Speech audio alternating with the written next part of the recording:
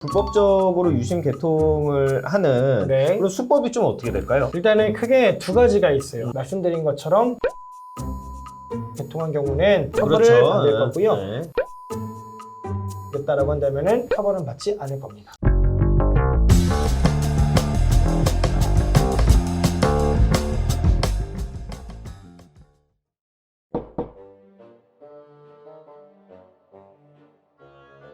오늘은 대포폰이라고 하죠. 대포폰을 만드는 과정에서 이제 유심 개통을 하잖아요. 그쵸? 그래서 그런 어떤 과정 그리고 그게 이제 또 법률적으로 문제의 소지가 되는 부분들이 있잖아요. 네. 이 부분에 대해서 한번 이야기를 할까 하는데요. 유심 개통이 일단 뭔가요? 유심 개통이요? 네. 핸드폰 개통이요. 그렇죠. 네. 그게 이제 좀 문제가 되는 경우는 어떤 게 있을까요? 문제가 되는 경우는 네네. 내가 핸드폰 개통을 해서 내가 써야 되거든요. 그렇죠. 그런데 내가 핸드폰 개통을 해가지고 이거를 다른 사람에게 쓰게 하는 거. 이게 바로 일종의 대포폰이라고 하는 거죠. 그렇죠. 그러니까 사람들이 대포폰은 나쁜 거야, 대포폰 불법이야 라는 거는 다 알고 있지만 이거를 유심을 개통해가지고 다른 사람한테 쓰게 하면 그게 대포폰이고 그게 불법이다, 이런 거는 약간 잘 인지 못하시는 경우가 많은 것 같아요. 그래서 일반적으로 유심 개통이 문제가 되는 경우는 내가 내 명의로 유심을 개통을 해가지고 다른 사람한테 사용하게 하는 경우, 특히나 내가 아는 지인이 아니라 아예 그냥 불특정한 누군가가 쓸 수 있게끔 나도 모르는 사람에게 줘버리는 경우, 이런 경우가 특히나 문제가 될 수 있겠습니다. 말씀하신 것 중에서 공감이 가는 게 대포폰이 뭔가 문제가 되는 거는 아는데 이게 맞아요. 대포폰인지 몰라요.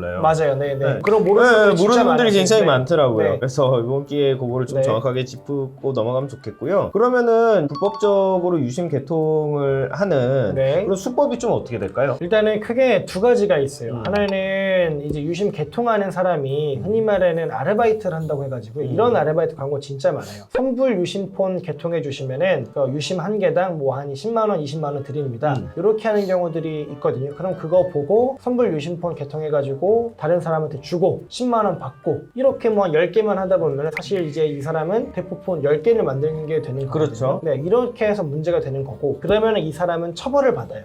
왜냐면 대포폰 만드는 거에 가담했으니까. 또 다른 경우가 하나 뭐가 있냐면은 내 개인정보가 도용당한 거예요.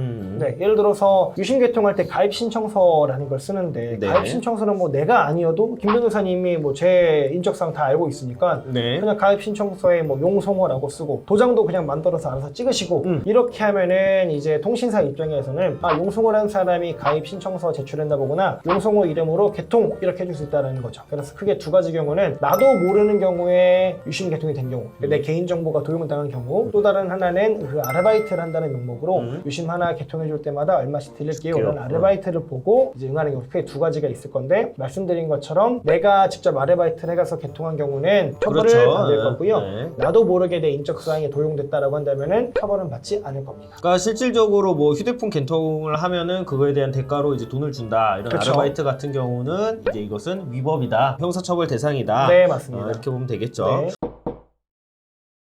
그럼 실질적으로 이런 부분들이 문제가 될 때 대응은 어떻게 해야 될까요? 말씀드린 것처럼 아까 전에 그 두 가지 케이스가 있다고 했잖아요. 네. 하나는 내가 직접 가담해서 내가 직접 핸드폰을 개통한 경우, 하나는 나도 모르는 사이에 내 개인정보가 도용당해서 이제 핸드폰이 개통된 경우인데, 내가 만약에 직접 범죄를 저질렀다라고 한다면 사실 그거 부인하는 건 쉽지가 않아요. 무죄 나오기도 어렵고요. 그렇죠. 예. 증거가 좀 명백하기 때문에 그런 경우라고 한다면은 자기 혐의 인정하시고 최대한 선처를 구하시는 게 좋은 것 같고요. 형량에 대해서 간략하게 말씀을 드린다고 한다면 전문적으로 대포폰을 개통해서 유통하는 업자 이런 사람들이 아닌 이상은 실형까지는 잘 나오지는 않거든요.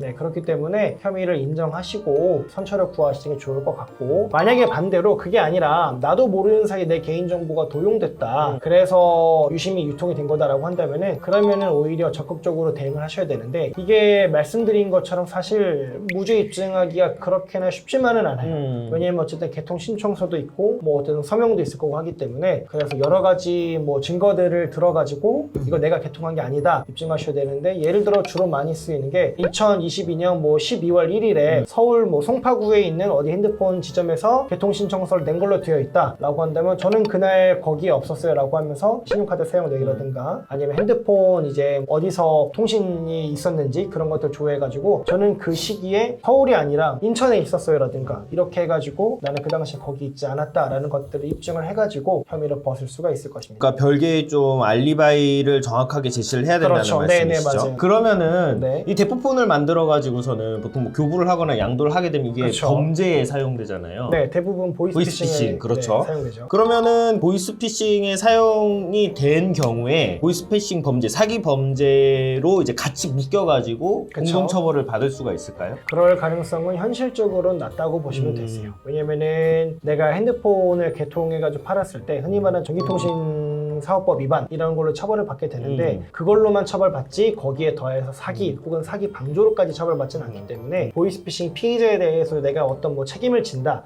이러진 않는다고 보셔도 될 것 같고요. 우리가 많이 아는 전달책이라든가 수거책들은 보이스피싱 피해자한테 실제로 뭐 손해배상도 하고 그러잖아요. 그렇게 가는 이유는 판결문에 그 사람은 애초에 사기 혹은 사기 방조로 해가지고 보이스피싱 피해자한테 그 사람이 사기 범행을 저지른 것처럼 판결문이 되어 있기 때문에 책임을 지는 거지만 일반적인 대포폰 유통의 경우에는 사기 방조로 처벌받지는 않기 때문에 그런 경우는 뭐 거의 없다라고 보시면 될 것 같습니다. 오늘 그래서 그 대포폰에 네. 대해서 유심 개통은 어떻게 하게 되고 그러면 네. 이제 뭐 어떤 경우 또 처벌을 받고 그렇죠, 네. 이런 부분을 좀 한번 이야기해 보았는데요. 궁금하신 내용은 댓글 남겨주시면은 저희가 확인을 해가지고 답글 달아드리도록 하겠습니다. 네, 오늘 감사합니다. 마치도록 하겠습니다. 감사합니다.